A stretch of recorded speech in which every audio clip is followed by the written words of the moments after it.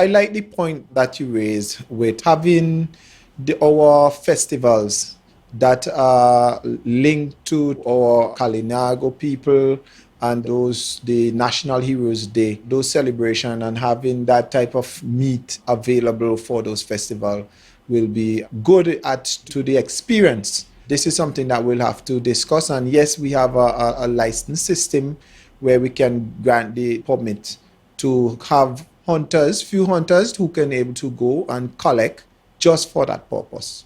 But they have to go through the department, and we can able to grant them that license to a few hunters to able to go and hunt. For that occasion, we'll have at least how many that they catch for that. So it won't be a general open season to where everyone is just persons who will be allowed to hunt and to have that meat available solely for that. It will have to be an application to the Director of Forestry and able to grant special license. We can able to grant special license. Special licenses are granted where a species for zoological research, if a species becomes a pest or it is endangered, yes, we could able to allow some, we say hunting, just to be able to control or to bring them in for better management and study to how we can best help the species if we notice something unusual happening. A license and application to the Director of Forestry can be done where they will be able to discuss the importance of it and grant special license. Yes, the name of the hunter and also a quota, how many that they will require to meet that objective for that year. Because under our legislation, after the third day, after the season is closed, no one's supposed to be having any part thereof of any of the wildlife species in their possession. So if you catch any of the wildlife species on the night of the 31st, the law gives you 3 days to dispose of it, so that you're not supposed to have anything in your refrigerator put up, right? Because it is very difficult for us to prove that what you have in your pot cooking, that you caught it last night inside of the hunting season. So therefore, the need for persons to dispose of it.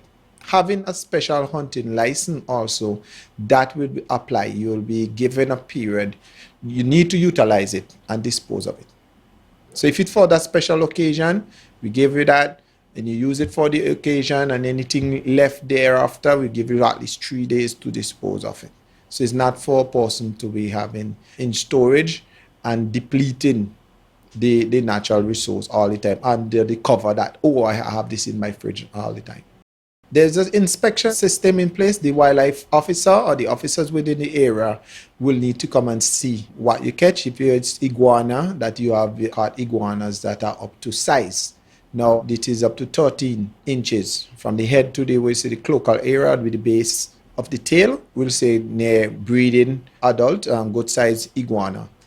We like to encourage all the time to take the larger ones and leave the young ones and the pregnant ones so that they could be able to replenish for future generation.